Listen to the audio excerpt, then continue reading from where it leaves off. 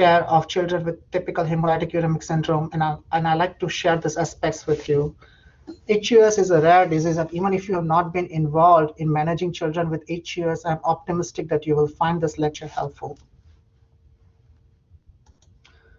The topics of discussion for today are to understand the epidemiology, pathophysiology, timeline of events, and prognosis of typical hemolytic uremic syndrome. How do we prevent or decrease dialysis requirements in children who present with hemolytic uremic syndrome? We want to study the epidemiology, risk factors, and complications of children who present with HUS at Norton Children's Hospital in the last 10 years. What new have we learned while taking care of these children? And from a general pediatrician's perspective, why is a periodic follow-up and monitoring important even after recovery of these children with HUS? First of all, I would like to start with this figure to understand the thrombotic microangiopathy. Now let us understand that damage to the endothelial lining of small blood vessels supplying critical organs like kidneys or heart or brain is central to the pathogenesis of TMA. In this figure, we are shown that there is the lining of damaged endothelium here, and at the origin of this endothelial cell disruption, you will see the platelets getting consumed and leading to the formation of microthrombi. The RBCs, which are shown in red here, also get entangled and damaged as they pass through this platelet fibrin thrombin network. And as they pass through, they will lead to the formation of the schistocytes, or its damage in the RBC shape and structure. Now, schistocytes are diagnostic of TMA. WBC macrophages are also involved, which are shown in the blue circles here, and the complements, which are shown in the green dots here, they are also involved in this process. And going forward, we'll talk about the etiology of why this cell line disruption happens. One of the common causes is typical diarrhea or diarrhea positive HUS, which is caused by Shiga toxin 1 and 2. Again, Shiga toxin 2 is more pathogenic. Then we have atypical HUS, which is caused by complement hyperactivation. And then we have TTP, which is thrombotic thrombocytopenic purpura, which is caused by Adams TS13 deficiency, which leads to the formation of ultra-large von Willebrand factor monomers, and that will lead to platelet thrombi and microangiopathic hemolysis. So this slide again also will talk about effects of TMA. Because of the formation of microthrombi in small blood vessels, it will lead to organ ischemia, particularly in critical organs like kidneys, heart, brain, and pancreas. And as a result, we will think about effects like AKI or altered mental status, pancreatitis, stroke, things like that. Also, thrombocytopenia happens because the platelets are consumed in this microthrombi. Hemolytic anemia happens because as the RBCs pass through this entangled network, there is RBC lysis happening, which will lead to formation of schistocytes. So we have thrombocytopenia and microangiopathic hemolytic anemia. Those are the features of those are the effects of TMA.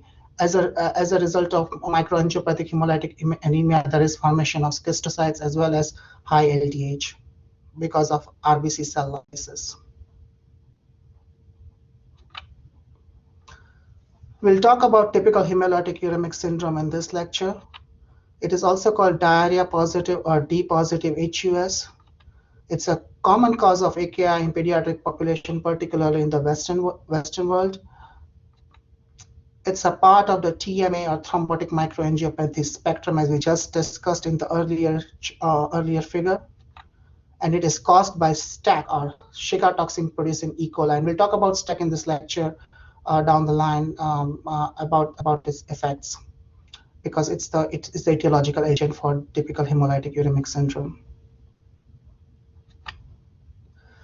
So talking about STEC or Shiga toxin producing E. coli, it is estimated to cause 265,000 illnesses each year in the United States and over 2.8 million cases globally. So it does cause a big impact in the United States, and that impact is increasing over the years. The disease spectrum can range from self-remitting diarrhea to HUS, and there is high cost also associated managing STEC infections, particularly just with O157 variant of STEC infections. The estimated cost in United States alone was $405 million annually.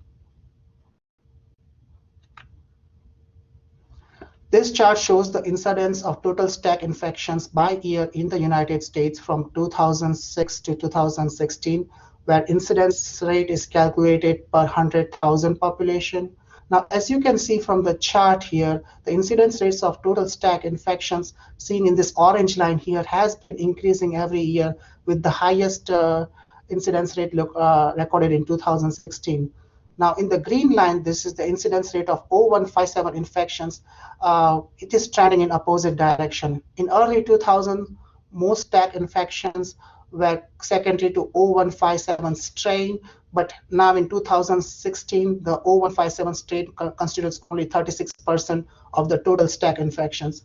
On the other side, we are seeing a rise in the non-STEC, non-O157 STEC infections, and they are increasing. Their incidence rate is increasing. Also, the incidence rate of unknown STEC infection shown in this dotted blue line is bit increasing as well.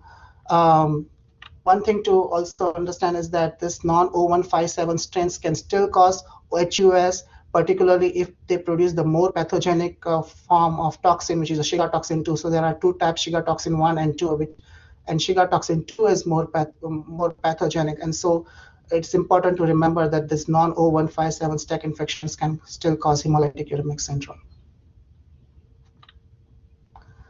This chart shows the major routes of STEC transmission. Cattle is the primary reservoir for STEC infections. Now, zoonotic infections can be transmitted primarily from cattle to humans through consumption of undercooked bovine meat, such as like in hamburgers. Also, it's important to understand that raw cattle milk or unpasteurized milk can lead to the transmission of STEC infections.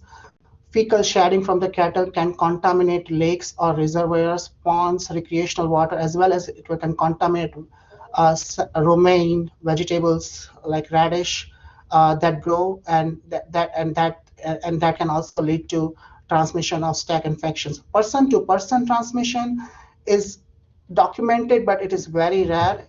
It happens in the most pathogenic strains of STEC infection. So major transmission modes, just from evaluating this, is that contact with pet or farm animals, and it's rising, and we'll talk about that in the next slides. Undercooked meat is another transmission mode. Contaminated vegetables, particularly spinach or romaine, unpasteurized or raw milk, or recreational water or lakes. Sometimes the children go to the center, to the parks, and they use the recreational water or lakes, which can lead also, sometimes if it's contaminated, can lead to transmission of HUS. Another interesting thing is the immunization status, and we are seeing this now because we have certain children who are not immunized, and it is theoretically possible that the children who are not immunized may have increased severity of STEC infections leading to HUS. This chart shows the major typical HUS outbreaks in the world since 1990s. Now, the first outbreak of STEC infection in US was related to ground beef in 1982. Argentina is a country which has high prevalence of STEC infections, and the most recent biggest HUS outbreak was in Germany in 2011, but it was from a non-O157 strain.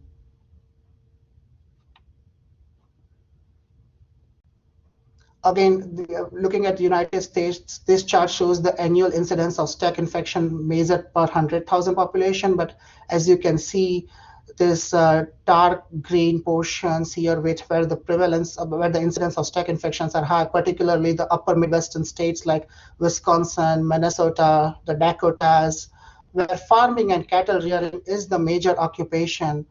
Now, if we talk about the Ohio Valley, where we are, I think it is also moderately high, particularly in regions of Ohio, Indiana, and Kentucky.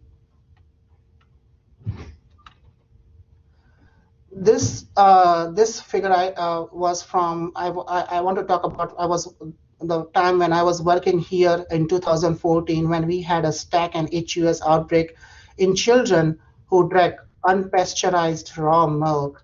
And on investigation, it was found that this milk came from a single store.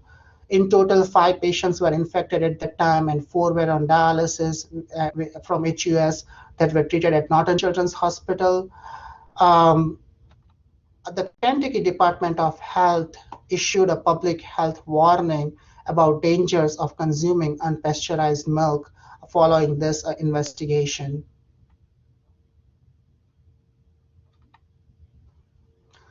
We talked about the outbreaks of STEC infections, but what we are seeing is the rise in sporadic infections, and they are increasing more in incidence compared to the STEC outbreaks. This study published in England showed the rise in sporadic STEC infections that account for 80% of all STEC infections. So this was higher in incidence than the food outbreaks. Again, it was on investigation, it was found that contact with farm animals was a major risk factor in such a spread. So sporadic infections associated with contact with farm animals or children living near the farms.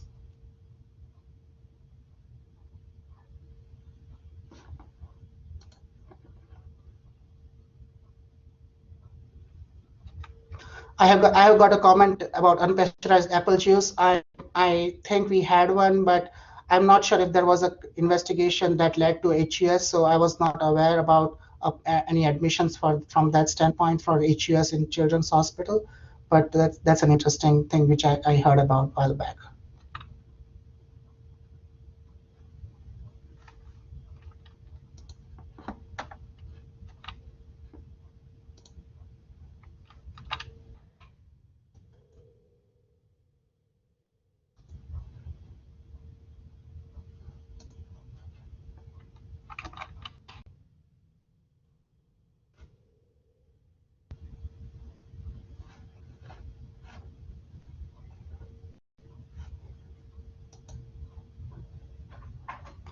Sorry, I need some help here. This presentation is stuck.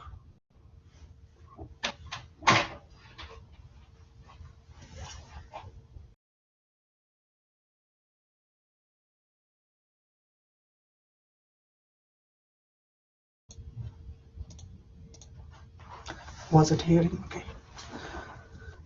I apologize for this.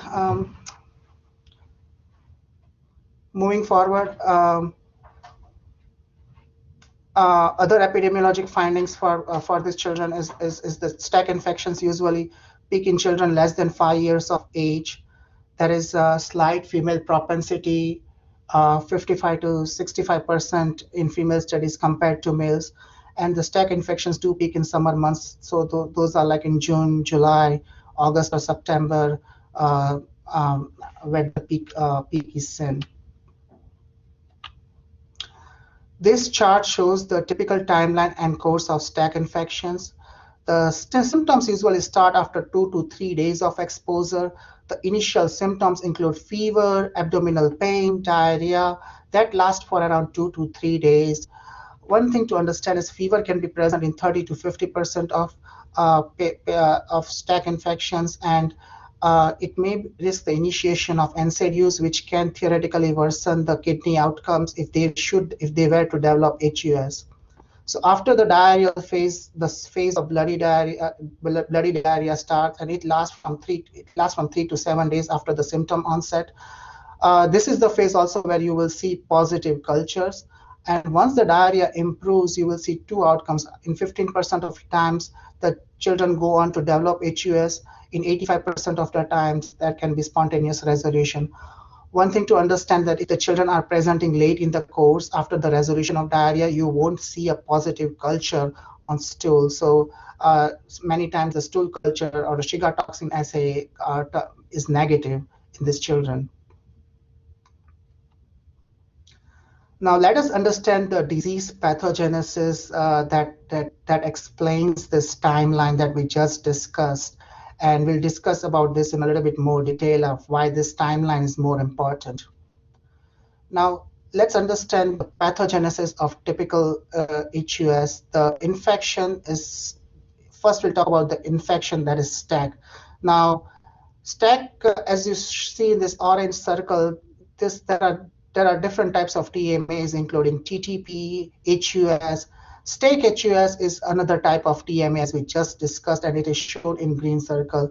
And it is mostly caused by EHEC or enterohemorrhagic E. coli, which contains, like you see in this pie chart, which contains the O157 strains, but there are also non-O157 strains which are a part of EHEC that can cause STEC infection. There are two important factors that lead to the pathogenesis of STEC bacteria. One thing is the LEE plus that you see here. That is the locus of enterocyte effacement. Now, that factor is important for the bacteria to invade the normal intestinal walls and cause infection. Then this leads to like diarrhea, and extensive infection leads to like bloody diarrhea. The second and the most important factor is the Shiga toxin here that leads to hemolytic uremic syndrome. Interestingly, I want to talk about a bacteria called O154H4. This bacteria did not have LEE plus, it only had the Shiga toxin plus, but it produced the most pathogenic variant of Shiga toxin, or Shiga toxin 2, and Shiga toxin 2 also has variants, and that outbreak in 2011 led to 845 HUS cases and 54 deaths. So I think the pathogenicity and the variants of Shiga toxin are important when we are trying to understand the disease manifestations. Talking about the Shiga toxin, which is the infective agent, there are two types of Shiga toxins, Shiga toxin 1 and Shiga toxin 2. I discussed the Shiga toxin 2 is more pathogenic. It's basically, they have B subunits. A unit is shown in red here. It's a single unit. The B unit actually is a pentamer, which is shown in the shades of blue. And this is also called as AB5 toxin because of how they are formed. Like there is a single A unit and 5 B units. So it's because of the dichotomy, it's also called as AB5 toxin. It's a ribosome inactivating protein, and it binds to this cell receptor. It's called GB3, or it's also called globotriacylceramide.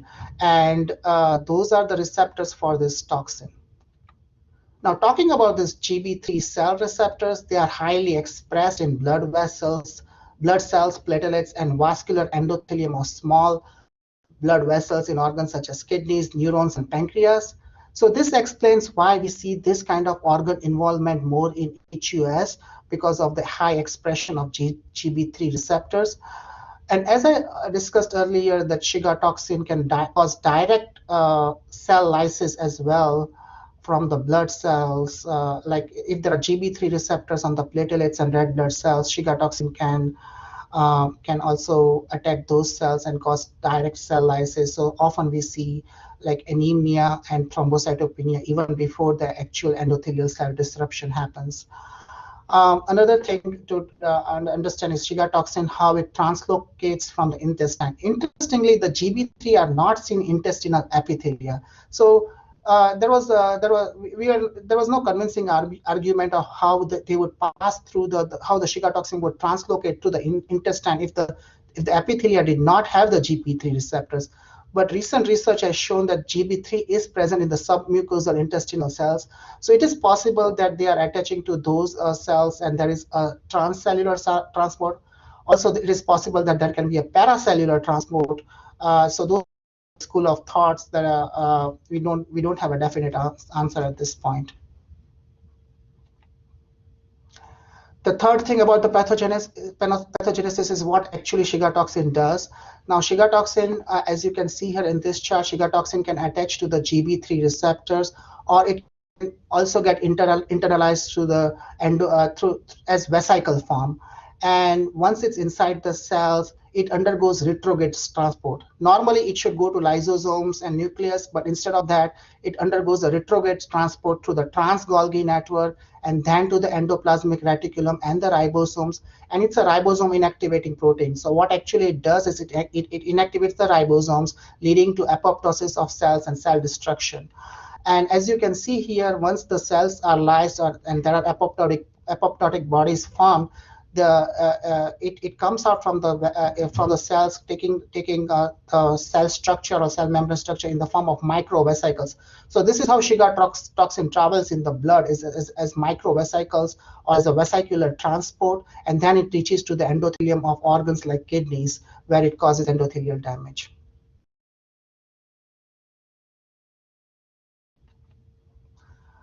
As a result of this cell disruption that happens, we can see thrombocytopenia and anemia even before the actual endothelial cell disruption that happens. So this picture shows what happens when the vesicular form of Shiga toxin reaches the endothelium. As you can see in this figure, the Shiga toxin microvesicles are attached to the complements, and you can see this in the blue circles here. So they are in the form of microvesicles. That's how they travel in the blood, reaching to the endothelium, and then they attack the endothelium by two ways. One thing is they can bind to the GB3 receptors on the endothelium, and then it causes endothelial cell disruption, or they can get internalized in the vesicular form, as we discussed earlier, and then it can also lead to endothelial cell disruption. And once the endothelial cell disruption happens, then it can lead, and the platelets gets activated, and platelets can get deposited around the structure, forming the platelet fibrin microthrombi. Also, activated platelets can induce inflammation. So you see this platelet neutrophil aggregates or inflammatory cells also getting activated.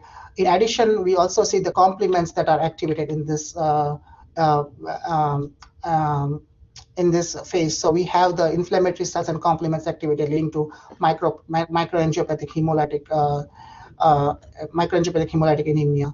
Actually, the anemia happens because the microthrombi leads to RBC entrapment, and this results in formation of schistocytes, as we discussed earlier.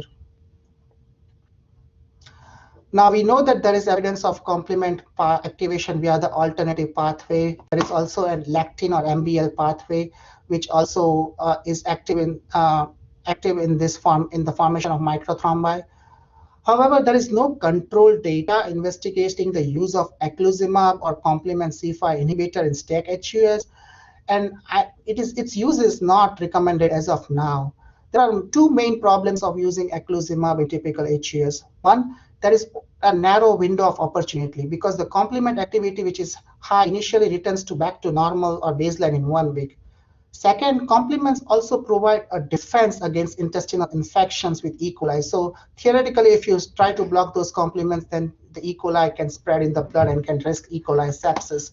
So at this time, we are not using eculizumab in these patients. However, there can be a potential role of eculizumab in children who have neurological complications, which increases the mortality risk, and we need more studies to evaluate that down the line.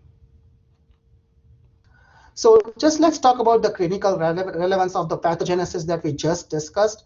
The STEC causes diarrhea, which is by the LEE plus and the Shiga toxin plus, and then the Shiga toxin travels inside the red blood cells, platelets. It also causes damage to them, causing RBC lysis, platelet lysis. So we see anemia and thrombocytopenia even before it reaches the endothelium of critical organs. Finally, it reaches the critical endothelium of critical organs, and that will lead to TMA-related organ injury. So it causes endothelial damage, and that will lead to the microthrombi formation and acute kidney injury by organ ischemia. And so this is how the phases start when the disease is actually manifesting. When there is recovery happening, platelets and hemoglobin are first to recover. And then that is actually hematological recovery, and then this is followed by renal recovery.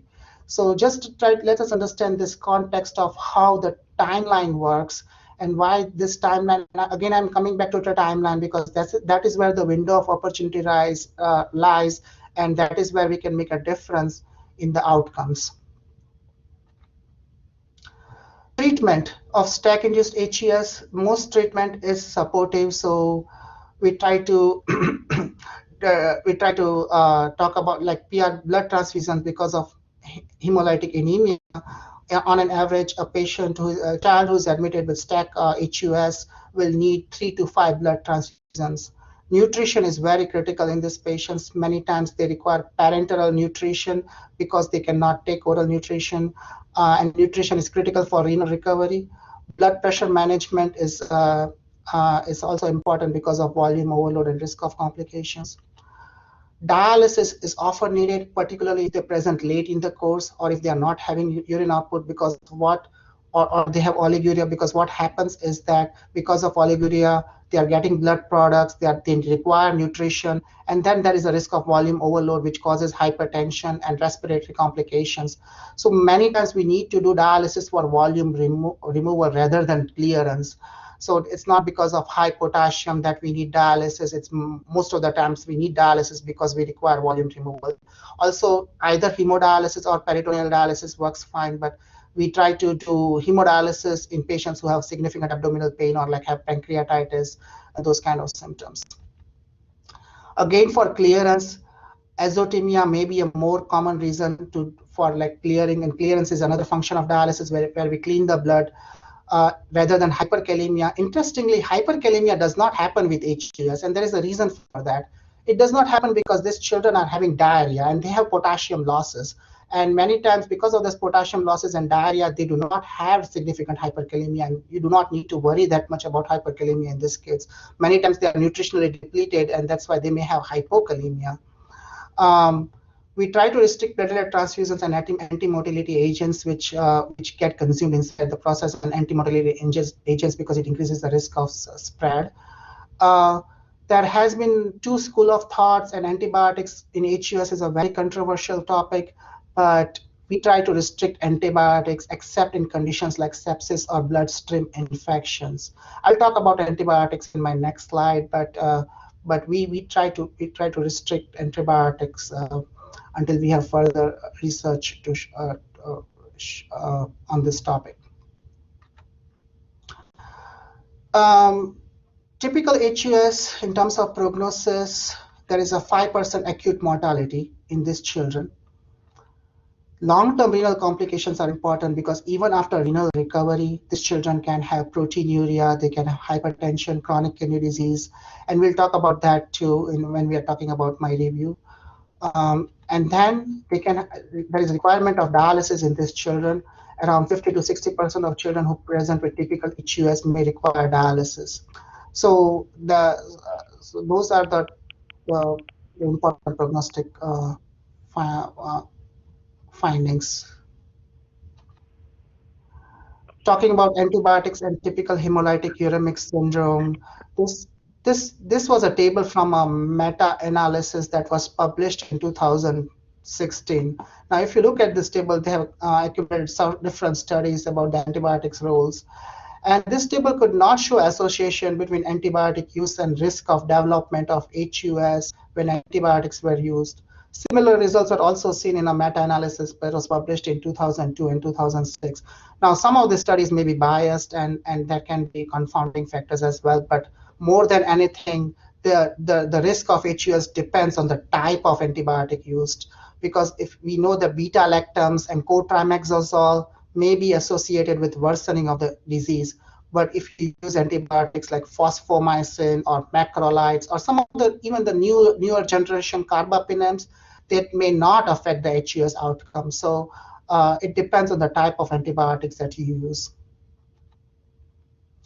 I want to talk about the predictors of mortality. This table comes from a multi-centered study involving 466 subjects. So there were like 449 non-diseased patients and 17 diseased patients. They studied factors that contributed to mortality in HUS, such as like CNS or neurological complications, or anuria, or antibiotic, or anticholinergic, which is the anti-motility agent, or if there was hyponatremia or leukocytosis. Interestingly, the proportion of the neurological complications or CNS involvement was associated with increased risk of mortality. Other interesting thing they found was that hyponatremia, which is which is an interesting finding. It can also be associated with increased risk of mortality. Leukocytosis can be associated with increased risk of mortality. Hyponatremia may be important because these children who have severe HUS can have hyponatremia from volume overload, or they can have hyponatremia because they are losing sodium from the diarrhea, or it can be from the ADH effect. And hyponatremia, if it is significant, can cause brain swelling, can cause complications, the CNS and neurological complications. So it just is an important predictor of mortality on its own. I want to talk about the predictors of dialysis in typical HUS and what I mean by late presentation. So in this study involving 153 HUS patients, the laboratory predictors for dialysis were studied. Of different parameter studies, they found that higher serum creatinine at presentation was predictive of acute dialysis requirement. However, a more stronger association was seen between urine output that was less than 1 ml per kilo per hour in the first 24 hours and increased risk of dialysis. So we can assume based on this that the late presentation based on HUS time, like just referring to the timeline, if they have higher serum creatinine or if they have low urine output at presentation, then there is increased risk of starting dialysis, and that would qualify as late presentation. Look, these were the study results of this was a prospective retrospective cohort study in which 76 patients were with HUS who did not have anuria were enrolled. So the controls were from 2006 to 2009, where IV fluid administration was not a standard practice. And the study group was from 2012 to 2014, where fluid administration was the standard of therapy. And these two groups were matched for parameters that can influence the dialysis. So in this study, they administered hyperosmolar IV fluids, that is, they used D5 plus 130 milligrams per liter of sodium chloride infusion, and they found that there was decreased risk of there was decreased requirement of renal replacement therapy or no need for RRT that is showed in this green bar when used the IV fluids in the course of the disease.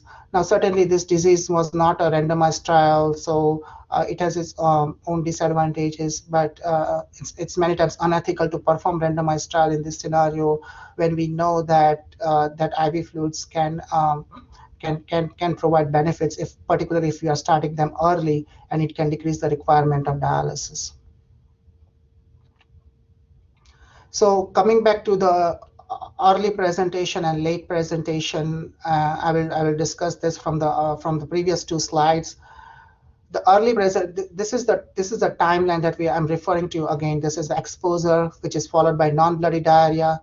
Then you have bloody diarrhea, and then the bloody diarrhea stops. Then there is decreased urine output and high serum creatinine. So that's the timeline. Early presentation is defined here. So this is the early presentation before actually there is high serum creatinine, before there is decrease in urine output.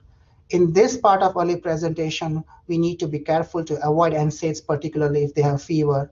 Maybe we can check the CBC because when I was talking to you about the pathogenesis, many of these patients already have thrombocytopenia by the time they have bloody diarrhea because the toxin travels in the platelets and RBCs, causing disruption or lysis of those cells, leading even before it reaches the endothelium.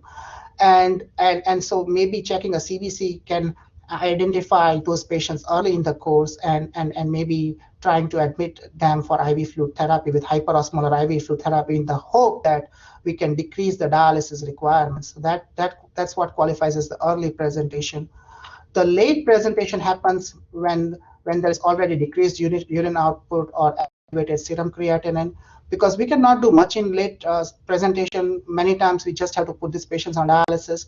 Even if we start IV fluids, those IV fluids will have to be restricted, and we have to do like supportive treatment in these children.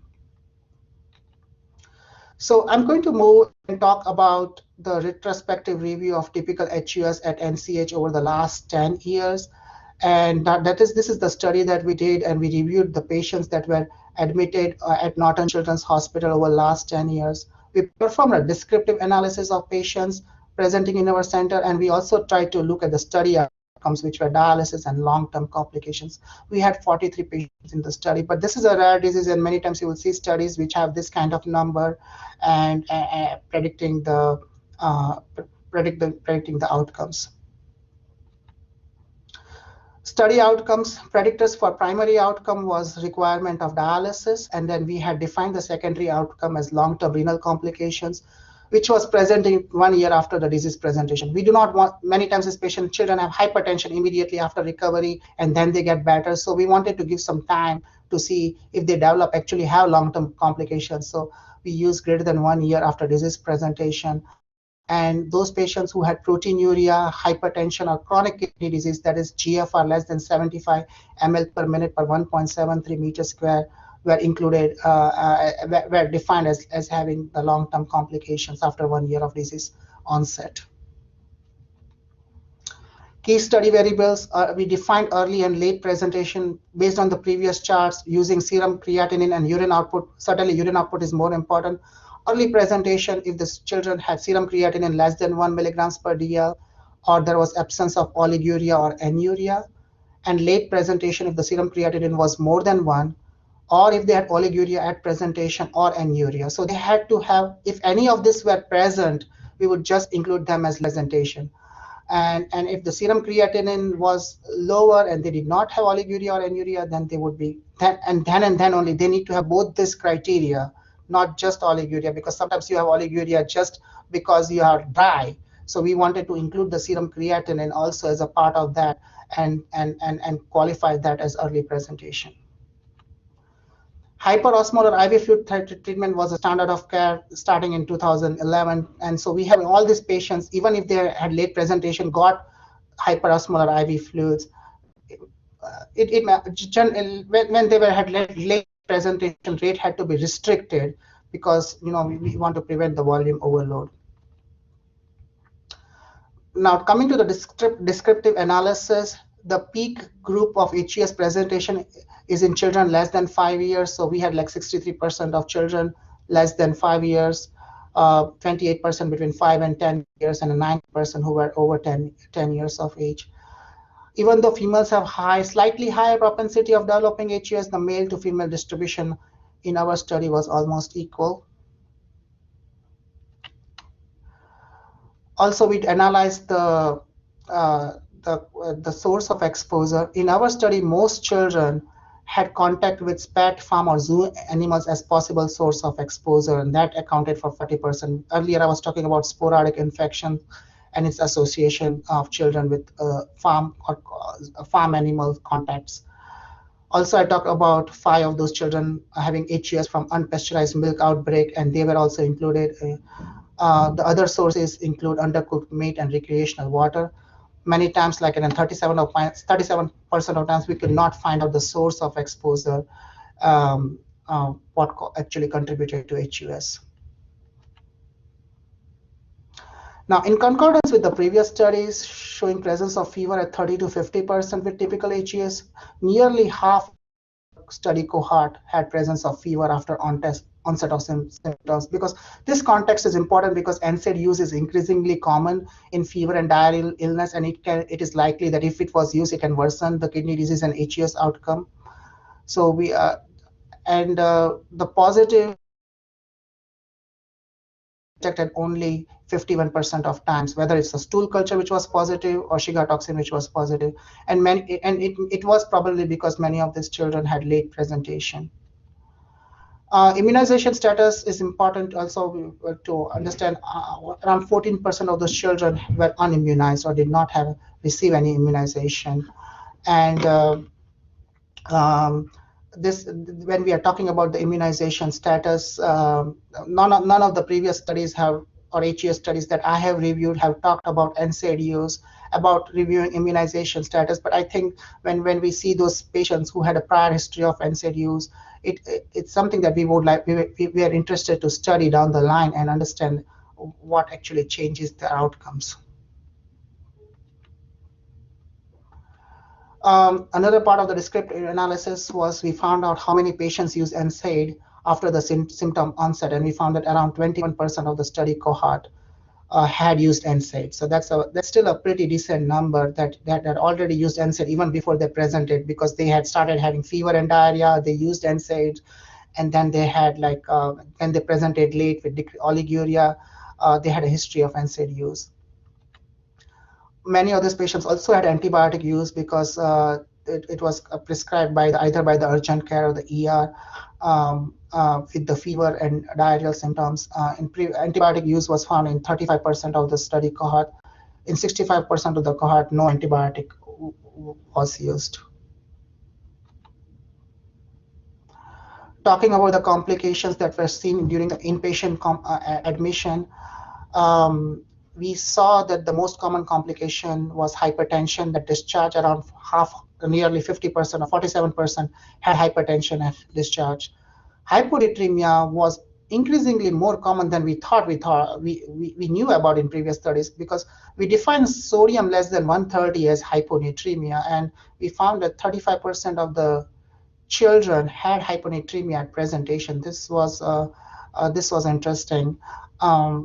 Pancreatitis was another common complication found in 21% of patients. Around 16% of the study cohort had neurological complications that include encephalopathy with an altered mental status, seizures, or stroke. 9% of the patients had GI complications that include bowel necrosis, perforation, or rectal prolapse. 5% of the patients had cardiovascular complications like cardiomyopathy, cardiac arrest, or arrhythmias. Only one patient out of the 43 developed end-stage kidney disease, but that patient also had severe complications, had toxic megacolon, bowel perforation, and now is doing well after kidney transplant. There were no deaths in our study cohort for past 10 years.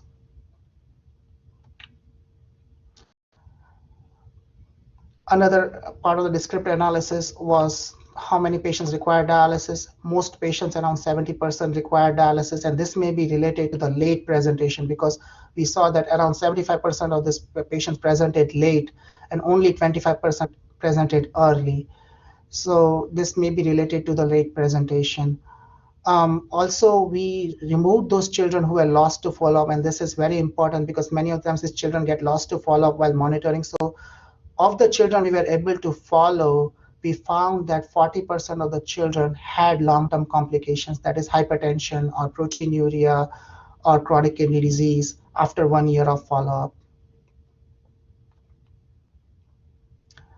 We performed univariate analysis using chi-square test to study the association between the following variables. So we studied about age, and we studied and this was not associated with increased risk of dialysis based on the p-value.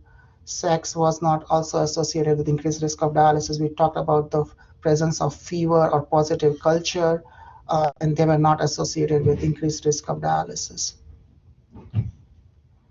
In the next chart, we try to analyze other factors now. Interestingly, early presentation was associated with decreased risk of dialysis. Late presentation was associated based on the p-value with increased risk of dialysis. Leukocytosis was also found to be associated with increased risk of dialysis.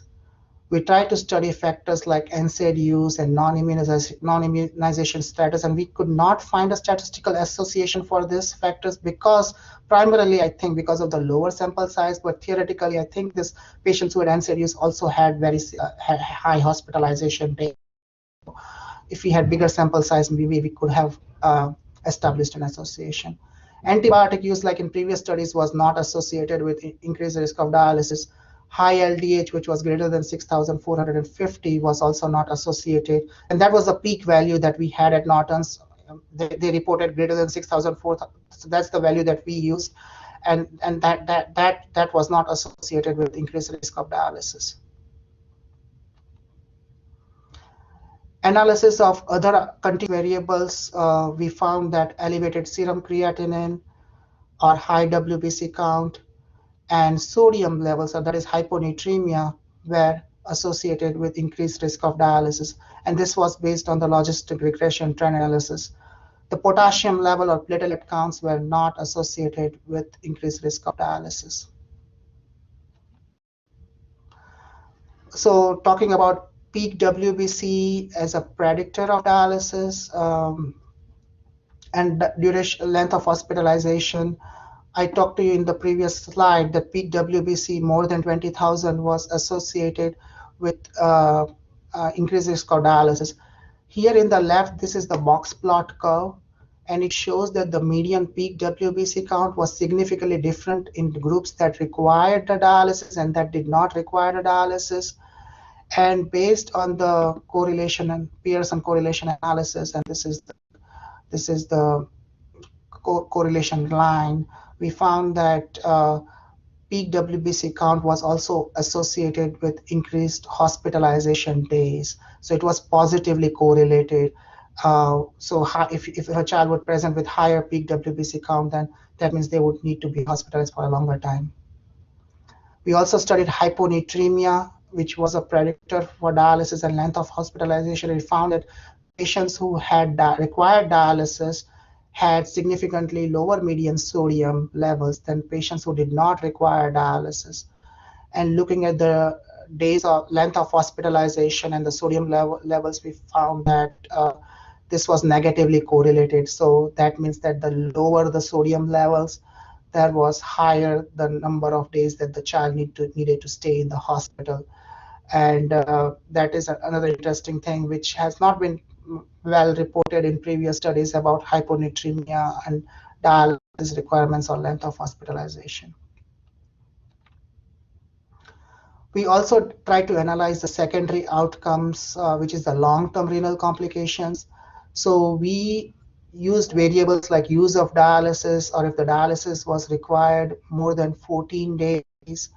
All of this, or if the PWBC was more than 20,000, all of this were statistically associated with long-term complications. And this is important because let's say if you have a child who had required dialysis during the course of admission or had high WBC count, you want to make sure that you follow them closely, because if you lose them to follow up, then you can end up with these complications. The child can end up with these complications of proteinuria or hypertension or chronic kidney disease down the line. So we studied these factors with the long-term complications to try to see if these factors can help us make a decision to make sure that there is a meticulous follow-up arranged for these patients. Also, this number, the N is 33 here because around 10 of the patients were lost to follow-up and they were not included in the analysis. So again, I'm sorry, I want to just talk about my previous slide here.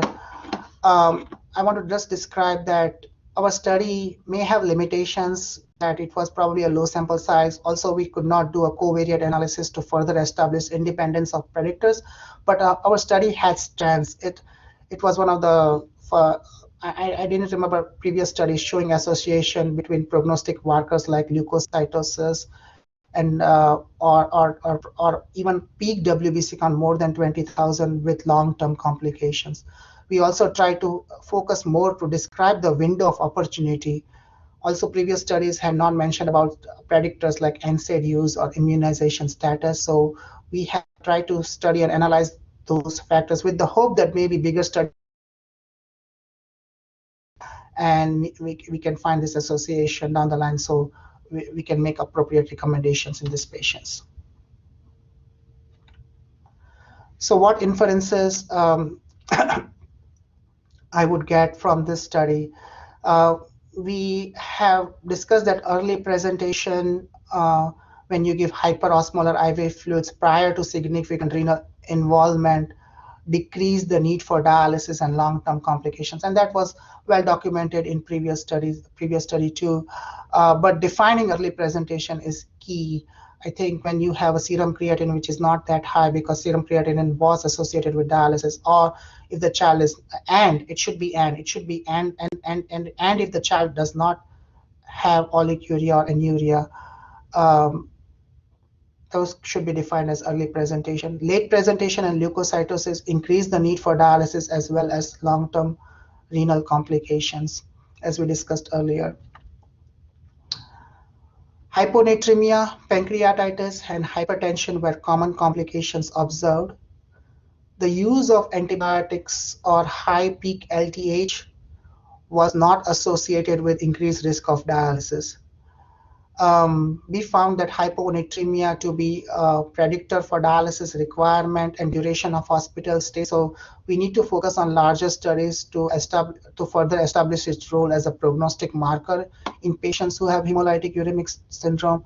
And larger studies are needed to understand that when this child who have hyponatremia, about the type of intervention. Certainly, we are giving D5 normal saline as a standard of therapy in patients who present with hemolytic uremic syndrome early in the presentation, and that should be the standard. So further studies may be demonstrating whether half normal saline was used or normal saline was used, and whether that increased the risk may be interesting to explore.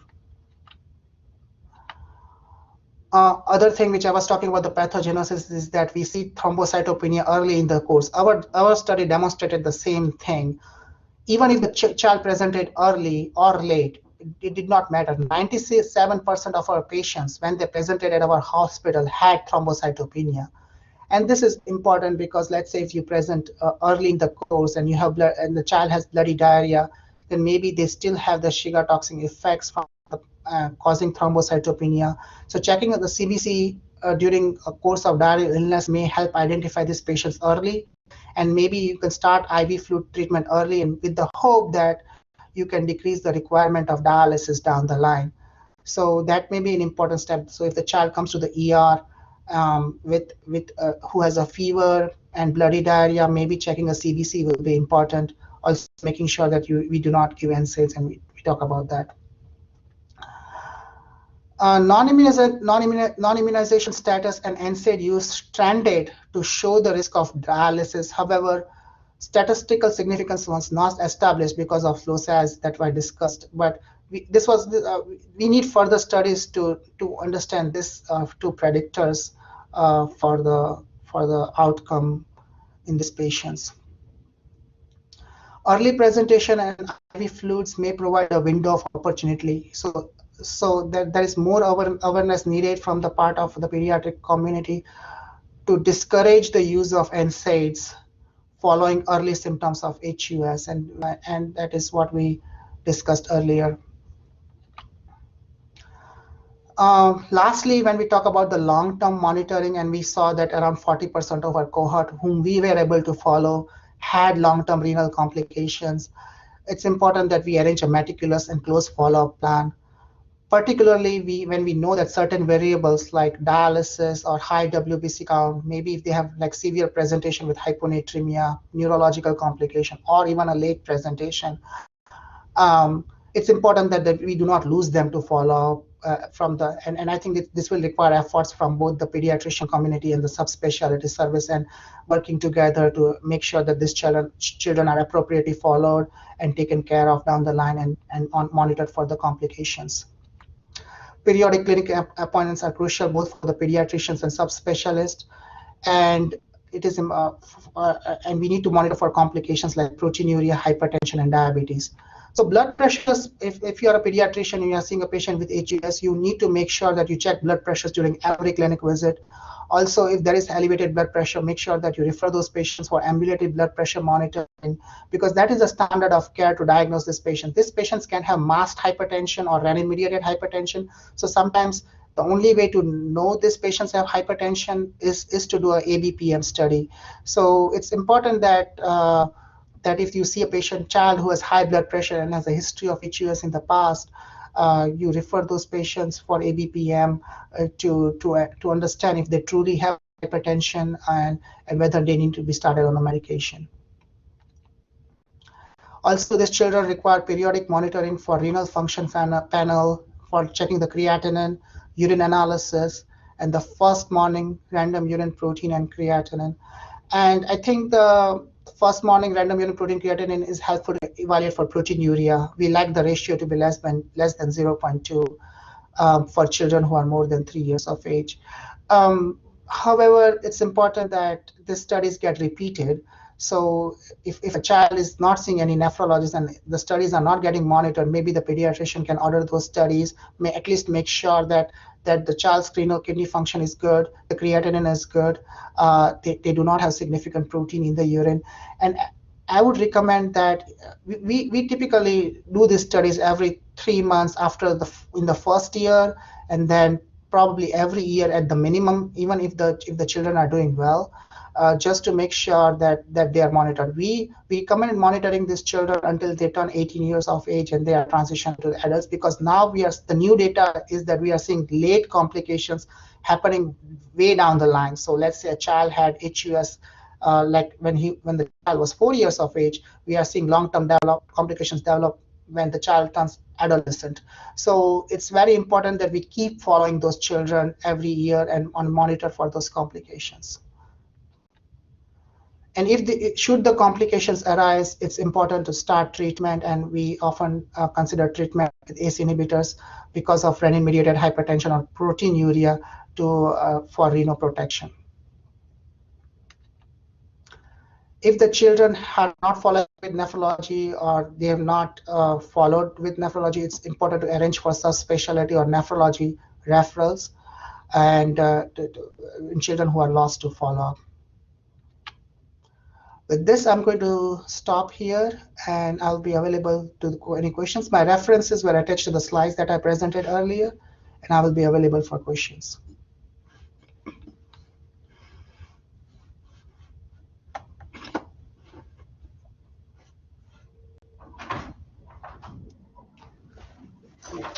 That was a fantastic presentation. I put a lot of questions that your presentation provoked into the chat, so I won't ask them verbally, but that was a really great presentation. Thank you.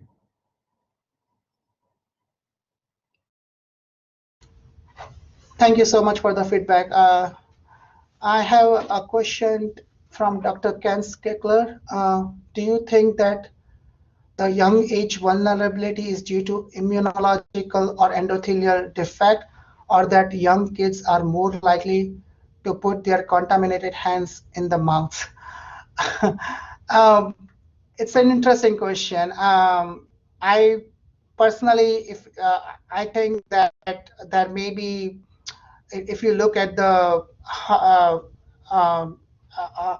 and I think we need more analysis on the GB3 distribution, because certainly it can change with age too. So we do not have more research to analyze these findings, but it is quite possible that this may be more behavioral. They're more likely to have contamination, but certainly we need to talk about immunological changes that happen, or even the receptor changes.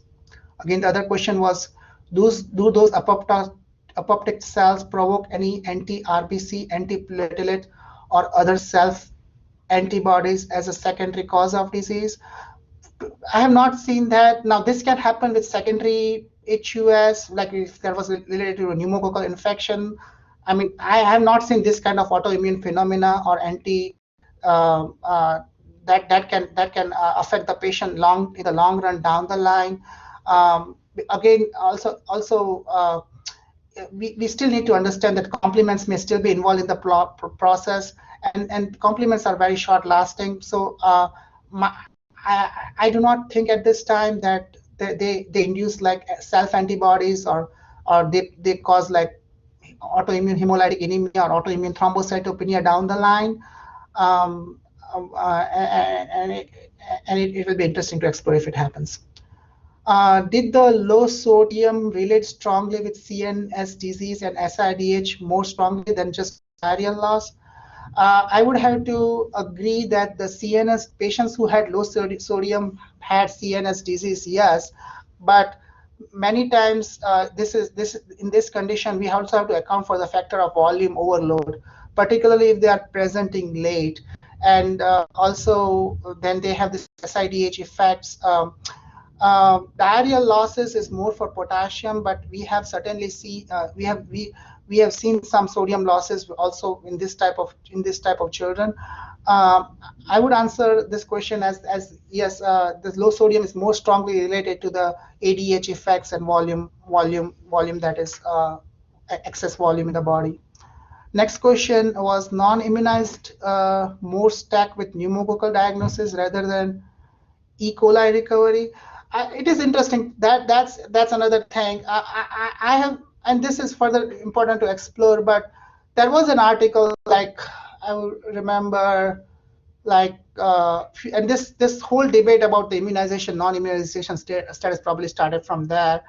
But I think there was an article sometime back that children who do not have, who are unimmunized, may have this increased propensity. And there were like few thoughts that were explained, whether they have like, whether there is cross immunity, or whether there is some sort of that unimmunized child are also likely to have like more harmful behaviors, like drinking unpasteurized milk, or maybe just taking having more as risky behaviors as well.